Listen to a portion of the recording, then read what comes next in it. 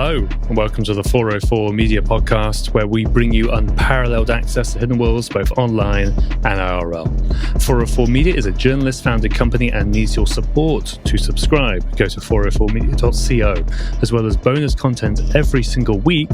Subscribers also get access to additional episodes where we respond to their best comments.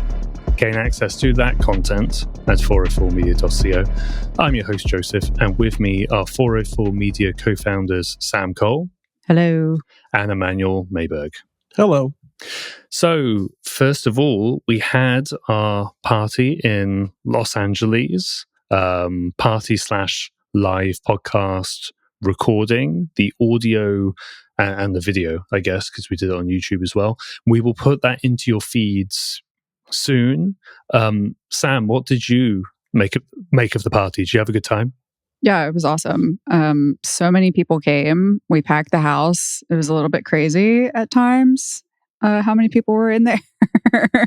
There were concerns about code and capacity, but it worked out. It was great. We did a little a test live stream. We had never done live streams before.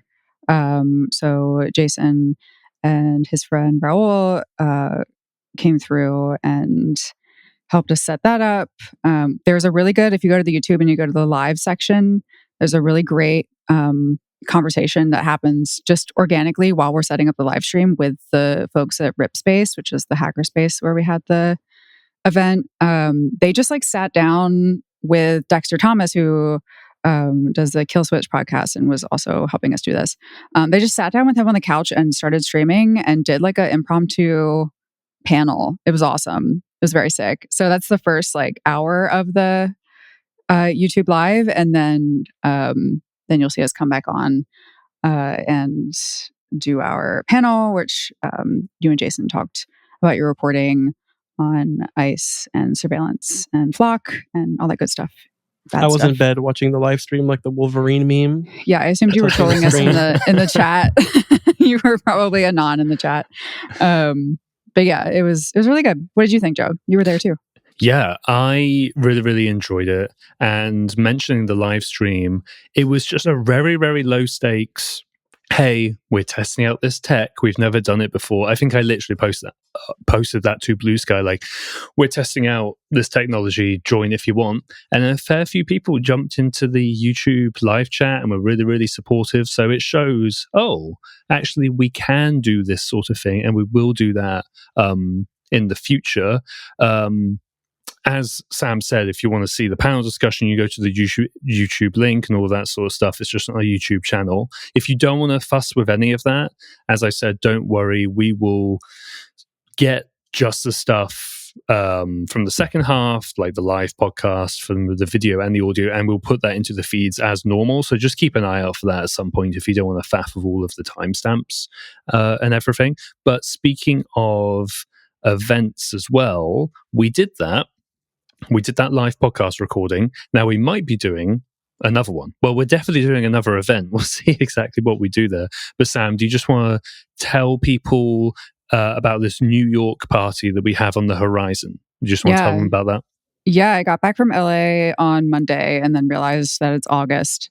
And our second anniversary is on August 22nd. So we're having a second annual anniversary party in Brooklyn on the 21st. It's going to be at Farm One, which is a vertical farm / microbrewery in Brooklyn.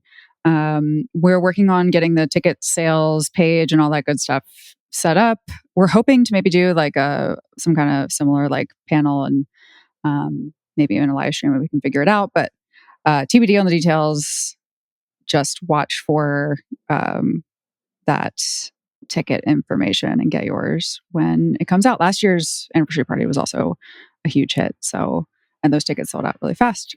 So yeah, not to leave people on a cliffhanger on that, but it's coming soon. Yeah, keep an eye out in the weekly newsletter. We definitely announce stuff there. And of course, the next episode of this podcast, there'll be details of where and how to get tickets for subscribers and non-subscribers. YubiKeys are the original passkeys. Small, sturdy, and easy to use physical security keys that prevent phishing attacks and account takeovers. YubiKeys are manufactured by YubiCo, which is a company with headquarters and manufacturing centers in both Sweden and the United States. Unlike basic multi-factor authentication methods such as SMS, one-time passcodes, or mobile authenticator apps, YubiKeys provide modern MFA and are a proven security solution that cannot be hacked or bypassed by malicious actors, stopping AI-powered cyber attacks, online identity scams, fraud, and account takeovers. YubiKeys help businesses of all sizes, from large banks and tech companies to critical manufacturers, energy concerns, and government agencies, stay ahead of evolving cyber threats and regulatory requirements. They also protect individuals and everyday users by securing email, banking, and social media accounts, password managers, productivity tools, developer tools, and more. For more information on how YubiKeys secure applications, services, and accounts for both individuals and businesses, visit yubico.com/404media. And for a limited time, get $10 off your order of exactly 2 keys from the YubiKey 5 series or Security Key series using the code 404media10 at checkout. That's yubico.com/404media and use code 404media10 at checkout. That's yubico.com/404media and use code 404media10 at checkout. Okay, with that housekeeping out of the way, Sam, do you want to take the lead on this story I wrote? And you can grill me about it because you edited it. Yeah, I thought the story was super interesting. And as with many ChatGPT leak/exposure type stories, is horrifying. And it blows my mind that people put private information into ChatGPT every day. So the headline is nearly 100,000 ChatGPT conversations were searchable on Google. So this saga begins before today. Do you want to kind of walk us through where this story started? Yeah, it begins while we were doing the LA party or something around there. So I kind of missed this when it broke. But there was a Fast Company story last week, July 30th, I think. And Fast Company said it found that people were, it seems inadvertently, exposing the contents of some of their conversations with ChatGPT. And the way that works is that ordinarily, when you're speaking to ChatGPT, those conversations are basically private. I say basically because, of course, OpenAI can go in and probably review stuff with that caveat. But it's not like you can just stumble across the contents of someone's conversation. It is you're logged into the service, right? And to view any of those conversations, you'll also need to be logged in. But there's this interesting feature built into ChatGPT that allows people to share their conversations. So they scroll down on the page or whatever, they select, I would like to share this, and ChatGPT gives them a little warning saying that, well, this is going to be accessible by more people, probably. Of course, that's what people want to do because then they share a link to the ChatGPT conversation. And they provide that to somebody. Now they don't need to log in and they can just read the contents. The problem is Google sees that because, of course, it is indexing the public web. And what this feature has done is essentially create a public web page of that conversation. So the result that Fast Company found was that, a bunch of people, it seems, may not realize they are basically exposing their ChatGPT conversations, not just to the person they shared the link with, but to the wider internet, because OpenAI hasn't configured it in a way where, hey, Google, please don't scrape this webpage. Yeah. I mean, ChatGPT being private by default is more than like Venmo used to do for memos, or even that Meta used to do for the chatbots that we found were just blasting conversations out into the open. So there's that, but like it being so easy to find these cache links was really interesting to me. So people being people on the internet, what did they do with this revelation from the Fast Company article? Yeah, so people obviously started going to find these indexed web pages, these ChatGPT web pages on Google. One example was the sort of OSINT trainer and practitioner Henk Van S. They they ironically used Claude, they say, to generate some Google Docs to figure out, well, how could I best search this for sensitive information? So they do that. And then the Google Doc returns. And sorry, when I say Google Doc, that just means a very specific Google search. Like a really basic one would be file type : PDF, then your search term. And that would only return things which are inside a PDF for your whatever you're looking for, your keywords. So when he did this, he was doing searches like, I want to search ChatGPT for phrases like write my essay, or plagiarism, or my assignment due. Another one is without getting caught, avoid detection. Then some like corporate stuff, such as my company, strategy or revenue or acquisition, all of that sort of thing. And then even my SSN. And you can see where he and others are going with this. And he says that he found pretty sensitive stuff in there, such as confidential financial data about an upcoming settlement, non-public revenue, projections, intelligence about companies that may be merging together, and some NDA stuff as well.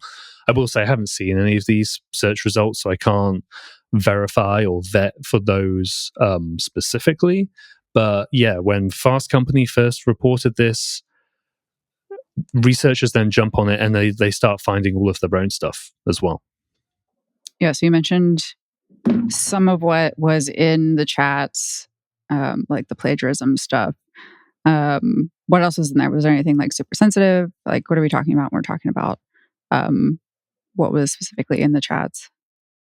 Well, that's the thing. HankFSS doesn't really provide a ton of specifics, but what they say that there's sensitive corporate stuff in there. They didn't want to quote them directly, and I think that makes sense because, of course, at the time this is going on, again, we were away, so I'm kind of coming to the story a few days later with our own story with new information, but this is all out there, and if you were being too specific, you can inadvertently direct readers to go dig this up themselves, and if there's anything truly sensitive, you don't really want to do that. And I could say this later, but I might as well say it now.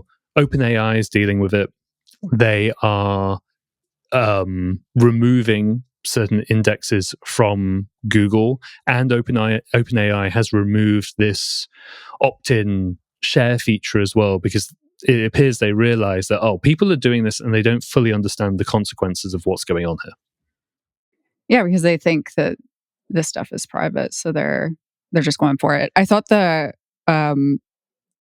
is so low stakes out of everything else that could be in ChatGPT messages, but you said people were asking ChatGPT to write their LinkedIn posts, which I would guess is like not only a lot of LinkedIn at this point, but also like a lot of what ChatGPT gets asked to do on top of like term papers and stuff like that. I don't know. It's just depressing to me.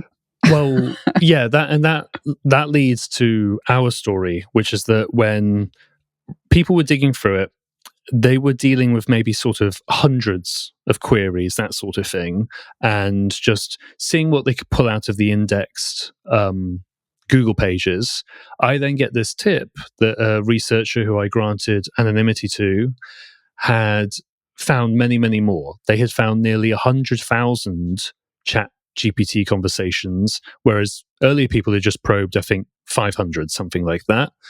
They scraped all of those pages. They also scraped, so not just the Google results, but the actual content of the ChatGPT messages themselves as well, and then gave me access to it. And yes, that's when I log in and I start probing around to see what is interesting and sensitive, and that could come up. And it really goes from the sensitive and the delicate to the really benign, as you say, with like the LinkedIn stuff. I think to find that, I literally typed in write my LinkedIn, or something like that. And so many results come up like write me a LinkedIn post in this vibe to touch on these points or whatever. There was one in there that, again, I didn't want to quote particularly directly, but the vibe is that clearly somebody it appears a man, is thinking about their ex-girlfriend, and he's asking ChatGPT, why is she not looking at my stories, and like clearly having some emotional distress over this relationship. And ChatGPT is walking them through about how you shouldn't break up, you should talk to your current girlfriend about these feelings, like stuff you don't want on the internet. I would also probably say you probably shouldn't talk to ChatGPT about this stuff either. Ideally, I don't know how good the advice is, but if people get closure or benefit out of that, hey, sure, go wild. But you don't want that being on Google, right? You don't want people to be able to come across it and then dig through it or anything else. And it looks like many of the chat logs were generated by people anonymously. Like it doesn't have a username for all of them. That being said, I mean, there are clearly names in there. There was one I saw where someone had obviously built a rapport with this chatbot and sort of their version of ChatGPT, because of course you build a history and a dialogue with these tools. And I can't remember the person's name, but he said something like, yo, I'm back, it's Uncle Name. And then ChatGPT greeted them once again. Maybe I should have quoted that one a bit more directly, because it didn't seem to be particularly sensitive. But yeah, there's stuff in there that you do not want to be online. And I also saw corporate stuff. I saw someone uploading what they said was a copy of OpenAI's own non-disclosure agreement for visitors to the company's headquarters. I emailed OpenAI asking, is this really your NDA? And they didn't get back to me. Somebody thought it was, though. And they were putting it into ChatGPT, and now ironically that has now been posted online because of ChatGPT's privacy settings. It's so crazy. It's like, I think that's a big benefit a lot of people find with ChatGPT, is that you can be totally cringe and like open with this thing in a way that you might not want to be publicly. So it's not surprising that this stuff is contained in these chats, but oh man, it is. I don't know. It's scary. It's funny. And that, I think, is usually our wheelhouse. It's like this intersection of like, I'm laughing because I'm terrified of the future. So knowing all of this, knowing that this was kind of almost like a built-in feature that ended up leaking these chats, what do you take away as far as like the privacy lessons? Like, are there any? How can people avoid something like this happening in the future? What should companies do? Like, what do you kind of see as the lesson here? Yeah. It feels kind of similar to the early days of app development on smartphones and all of that sort of thing, which is not to say that ChatGPT is like a super basic app or anything like that. I'm sure they have pretty damn good security over there, or I would hope so, considering how much money they have. And I know some of the people they have hired are very, very competent. It's much more on a user level, in the same sort of way where you grant location data permissions to an app and you may not fully understand what's going on there because it's very, very opaque to you. And then lo and behold, your location data has now been sold to a company that then sells it to DHS or something, which is not going to be a concern for a lot of people, but it definitely could for some others as well. It's similar to that, where as a consumer or a user of this tool, there are these second or third degree events that you may not necessarily understand. And it even just reminds me of people sharing like a Google Drive or a Google Doc link without fully understanding anybody who clicks on this link is going to be able to read your terrible article draft. I mean, that would be in my case, or anything else, right? Or your calendar can sometimes be accessible. And when people are using these tools, they may be very focused on, well, I'm not going to put sensitive information into the chat dialogue. I'm not going to give them my banking information, although it seems some people did that as well. And they think that's sort of the be all and end all of privacy when it comes to these tools. But there's like an app development sort of issue as well, where the user can really mess up if they do that without fully understanding. But it's definitely not all on the individual consumer, because OpenAI, it seems, didn't communicate this fully and didn't take steps to stop Google scraping it. A Google Drive link, is not typically going to appear in Google search results unless it's been pasted on the web page or something like that. So kind of everybody's at fault here. And I think as more people use AI for more and more sensitive stuff, you've just got to be really, really careful about how that might trickle out if you're not entirely sure what you're doing, you know? Yeah, at this point, I treat almost everything that I type onto a screen as potentially leakable, or I think about it a lot more than I used to. And I used to think about it a ton. So I'm thinking about it all the time now. But like, if you're typing something out, it could go anywhere. If you're typing it into a platform that you don't own, that doesn't have like deleting messages or something like that, it could go somewhere that you don't want. Screenshots exist. It's people are just, I don't know, people are putting wild things into these tools that they ultimately have no control over, which is wild to me. If you don't have any closing thoughts, I will play us to the next one. What do you usually say? I'll play us out in the next story.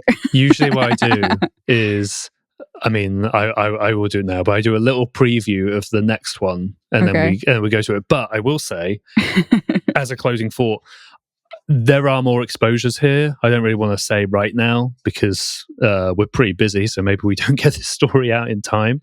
But there's other stuff going on here, so we probably won't talk about it on the next episode because we try not to repeat it too much. But there might be another article coming. I'll say that, and we'll leave that there. And we'll leave that there. That's what I was trying to think of. Sorry, I didn't write that down. I should put that in the Google Doc. And we'll leave that there. And when we come back, we're going to talk about one of Emmanuel's stories about a policy change at Wikipedia that might, protect the site and the platform from AI slop. We'll be right back after this.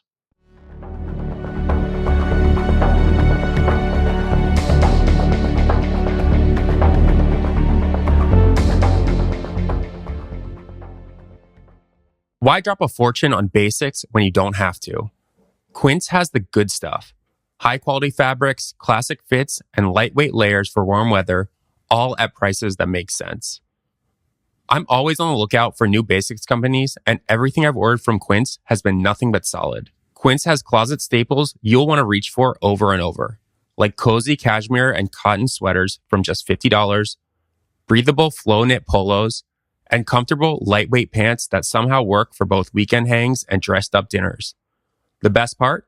Everything with Quince is half the cost of similar brands. By working directly with top artisans and cutting out the middlemen, Quince gives you luxury pieces without the markup. And Quince only works with factories that use safe, ethical, and responsible manufacturing practices and premium fabrics and finishes.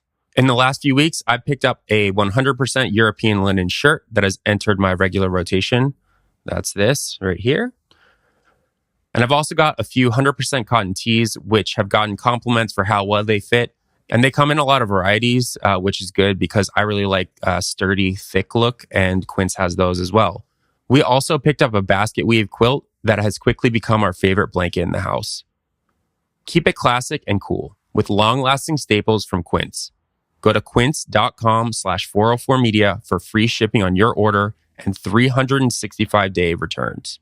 That's QUINCE.com/404media to get free shipping and 365-day returns. Quince.com/404media. One of the scariest parts about building 404 Media was figuring out the logistics of, how to do business.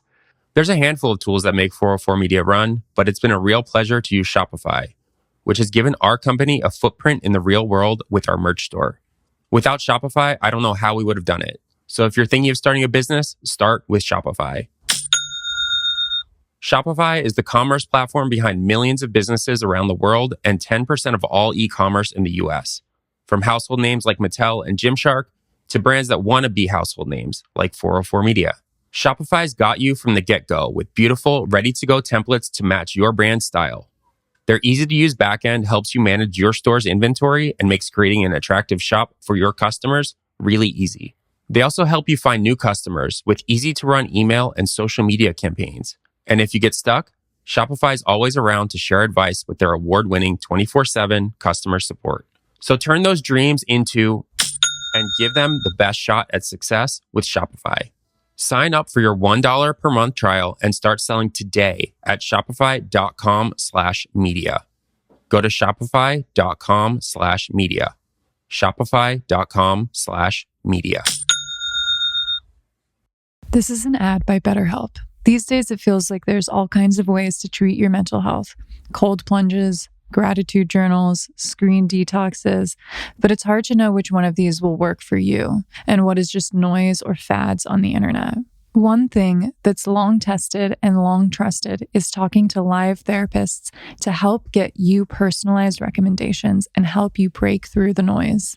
As a therapist gets to know you, they can provide personalized suggestions for positive coping skills, stress reduction techniques, and strategies that will help you become the best version of yourself. BetterHelp is easy to use and easy to plan around. It has more than 30,000 therapists and has served more than 5 million people globally, meaning you can fit therapy into your busy life. Join a session with the click of a button and switch therapists at any time. As the largest online therapy provider in the world, BetterHelp can provide access to mental health professionals with a diverse variety of expertise. Talk it out with BetterHelp. Our listeners get 10% off their first month at betterhelp.com/404media. That's BetterHelp, HELP.com/404media.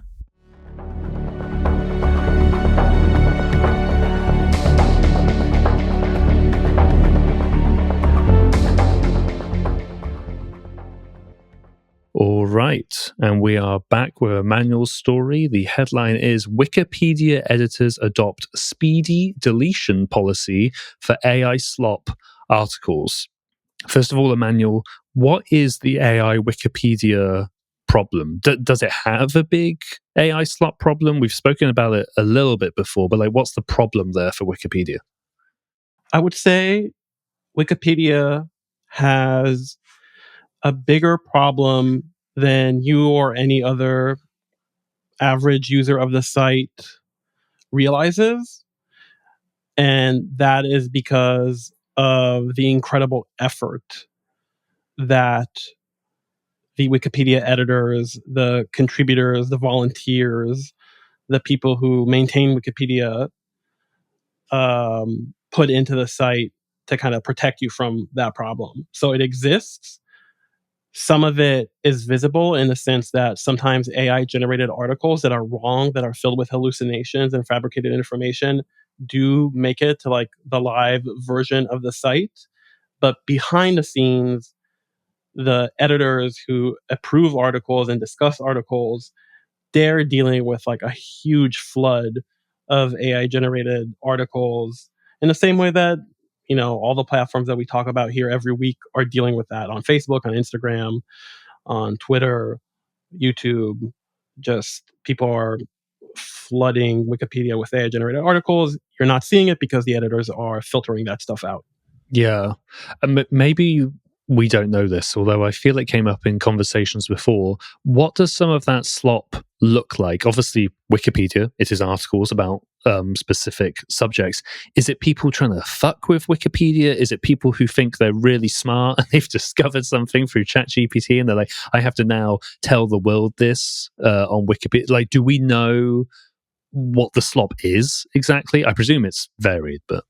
Yeah, it's varied. It's funny you mention it. I talked to you about this months ago. I doubt that you remember, but after I wrote this article about a group of Wikipedians that have this initiative to protect the platform from AI-generated content, they put together this document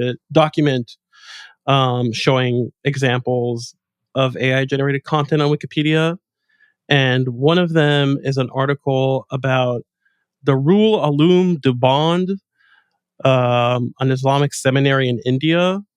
And it's like there's an old painting showing some of the people in that article, and it's just AI generated, and you know they have 6 toes and stuff like that.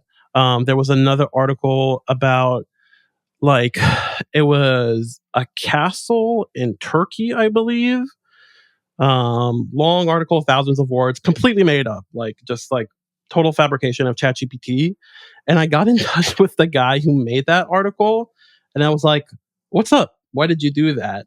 And I got a very confusing answer. It sounds like um, maybe he's Armenian, and there's some sort of attempt to show he's either no, he's Turkish who takes issue with the articles on Wikipedia about the Armenian genocide, and he was kind of trying to show that anyone could get anything up on Wikipedia. So it was like some sort of attempt to undermine the validity of Wikipedia as a reliable source of information. Was his reasoning, but it was kind of nonsensical. It was somebody fucking with the platform to make some kind of point. It's like the AI generated article that I saw. Right. And it does remind me, now you mention it, of that American who ended up writing half of Scott's Wikipedia. Like, Yeah. obviously a specific language, right? And this teenager did not speak the language, but somehow blagged their way Yeah. through filling up massive swaths of Wikipedia, which, I don't know, obviously that's a massive time commitment because that didn't involve AI. And maybe ironically, if you were trying to do something like that, to be a bit of a dick or for your own ego or whatever, like if you used AI, it might actually be harder because maybe you'd be detected by Wikipedia more, you know what I mean? Rather than the artisan handcrafted trolling. Yeah, I mean, it's interesting you bring that up because one of the editors I talked to for this article brought up this point. The AI generated articles are a bigger problem for them for the same reason it's a problem for moderation on other platforms, which is the AI content is being generated at the rate of a machine, whereas the verification of the articles is being generated at the rate of like a team of human beings reading every word of the article. So there's like an inherent imbalance there. So even though this stuff can be very easy to detect sometimes, there's just so much of it that they had to change their policy about how they review articles, which is kind of like the policy at the heart of this article. Yeah. So what is this new policy exactly? What, because it sounds like they're already pretty well equipped. What's the new policy? Yeah, so Wikipedia is run by a community. Everything is done by like open discussion and consensus or voting.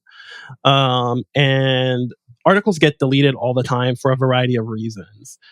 Sometimes articles are just plainly planted advertisements for companies or people promoting something. Sometimes they're just pure gibberish. Sometimes people will argue about whether an article deserves its own, whether something deserves its own article or it should be a segment of another bigger article. And most of those deletions happen after a 7-day period of discussion. It's like somebody says, "Hey, I think this should be deleted because this article is not notable," meaning it should be like either deleted or integrated into another existing article. And then editors have 7 days to kind of discuss this and hopefully reach a consensus or at least like a vote about whether that is true or not. For some of the more obvious cases, like these gibberish articles that I've mentioned, they have a speedy deletion policy, which means one person flags the article, an editor or an administrator sees it, they confirm it's just like it's nonsense, it's not even English, and then they can just delete it without this like week-long discussion. And the proposal that was eventually adopted yesterday is a speedy deletion process for certain types of AI articles because there are so many of them now. So changing the policy to include another type of article for speedy deletion is a big deal on Wikipedia. They can't do it for the majority of AI generated articles because the majority of AI generated articles, there's some doubt. People can argue like, oh, there's bullet points and bolded chapter heads and M dashes and all these Emojis. signs, right? Well, I don't know if you get those on Wikipedia necessarily, but that sort of thing. Yeah, like all these signs that like are clearly like the style of a ChatGPT, but people can argue like, A, is this really AI generated? And B, like, I don't know, maybe there's a value to it, you know? So those still have to be debated. But there's another category of AI generated articles where like there's two conditions that they have to, one of two conditions that they have to meet in order to be eligible for one of these speedy deletions that don't require a discussion. One is if they include what is clearly language directed at the user. So we have used this method to identify AI generated, LLM generated content many times. And that's when you're talking to ChatGPT, you say, ChatGPT, tell me about the history of aviation or something, right? And it will say something as per my last knowledge update, which means like according to like all the information I've ingested as an LLM last time in like, you know, January 2024, this is the history of aviation. And that language is clearly an LLM talking to a user that prompted it. And if it includes that, A, it means the article is clearly AI generated. And B, more importantly, it means that the person who submitted the article didn't even bother to read it, right? Because if the person read it, he would notice that and remove it and then submit it. And that's the worst bit. That's just rude. It is. No, that's actually the policy. They're like, if the person who submitted the article didn't even read it, we're not going to sit here and debate it for 7 days, whether it's worth deleting. That's just indication. Nobody cares about this article. It's just white noise. Let's get rid of it. The other condition is if the article includes references that don't actually exist. So I think Sam reported on this a few times. A bunch of lawyers have been busted doing this where they'll submit a complaint and they'll cite, you know, cases like Cox versus Cole and, you know, 1999. They're like, you look it up and it's like, it never happened. It's not a case that exists. It's a classic. What are you talking about? Yeah. Precedent setting case. So like when that happens, Wikipedia takes sourcing very, very seriously. I would say it's like one of the primary uses of the site and why it exists. It's like not just about reading the summary, but being able to follow the sources to justify why stuff is included in the article. And when you include a fake source, you really violate a basic principle of Wikipedia.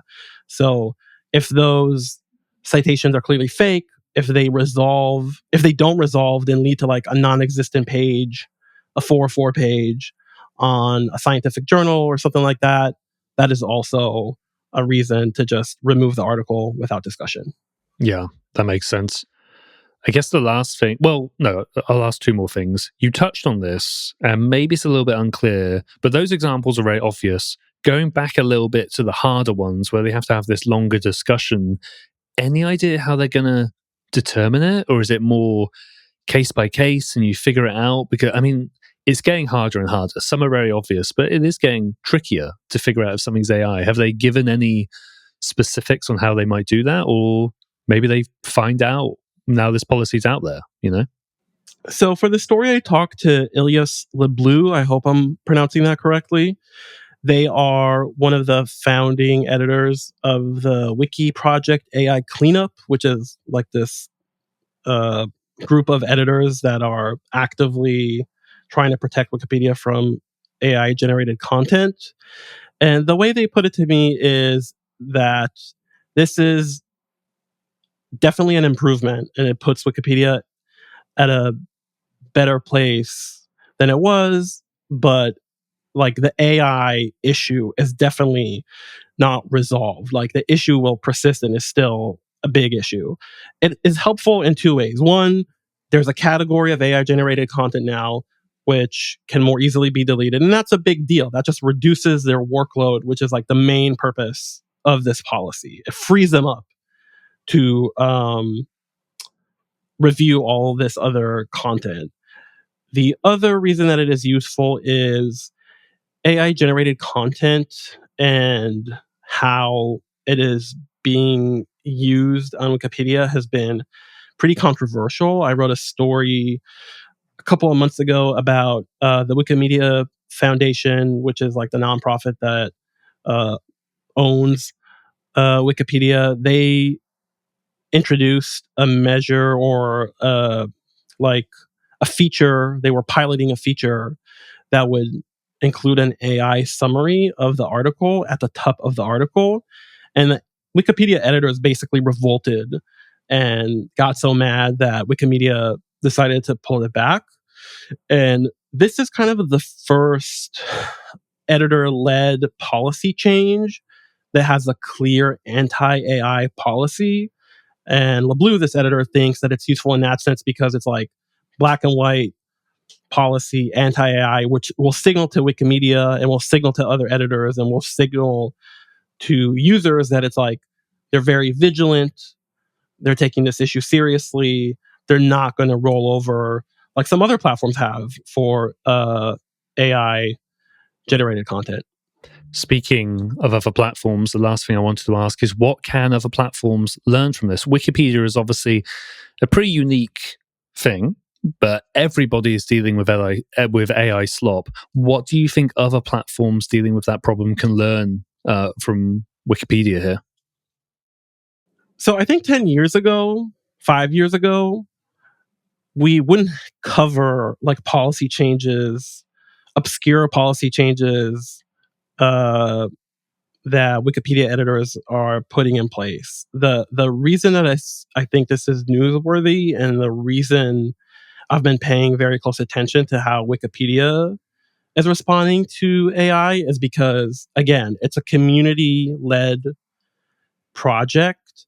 And when the community is at the wheel, we're seeing them actually take a position that I think, it is anti-AI when compared to like Instagram or Meta generally, which is like, we love AI, we make AI products, flood the zone with all the AI generated content you can possibly imagine. Like LeBlue was very measured. They were like, it's possible that in the future, generative AI tools will make Wikipedia better. We already use some AI tools to do certain things. But to speculate on how it might be useful in the future or not is blinding us to the problems that exist currently. And the problems that exist currently is that we're getting hallucinated facts and false citations in articles. So we need to deal with that now. And I think that's just like a good model. It reminds me a lot of like our approach to technology reporting. It's just like, let's talk about what's happening now, what's happening to users. And yeah, I think it shows that there's a different way. You don't have to roll over and just allow it to flood your platform because it's the newest, coolest thing. You can respect your users, respect their time, and set some sort of boundary and have some like really practical policy. Like the thing I discussed about the language that's clearly an LLM talking to a user. We see that prompt in digital libraries and scientific journals and social media posts all over the place. It's like you can imagine having a filter in place at all those places that at least flags that content for review or something. And nobody really does that yet. So I think to see Wikipedia do it is encouraging, and hopefully other people will take note and adopt a similar policy.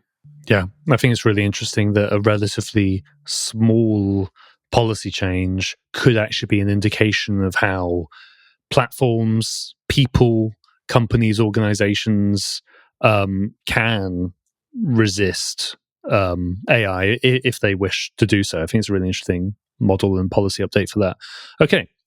We will leave that there. If you're listening to the free version of the podcast, I'll now play us out. But if you are a paying 404 media subscriber, we're going to go into a really deep dive into one of Sam's stories about how we got here with Steam and itch.io and gamer censorship and all of this stuff. It absolutely did not come out of nowhere. So if you want to understand how we got there to this point, you can subscribe and gain access to that content at 404media.co. As a reminder, 404 Media is journalist-founded and supported by subscribers. If you do wish to subscribe to 404 Media and directly support our work, please go to 404media.co. You'll get unlimited access to our articles and an ad-free version of this podcast. You'll also get to listen to the subscribers-only section, where we talk about a bonus story each week. This podcast is made in partnership with Kaleidoscope. Another way to support us is by leaving a 5-star rating and review for the podcast. That stuff really, really does help us out. This has been 404 Media. We'll see you again next week.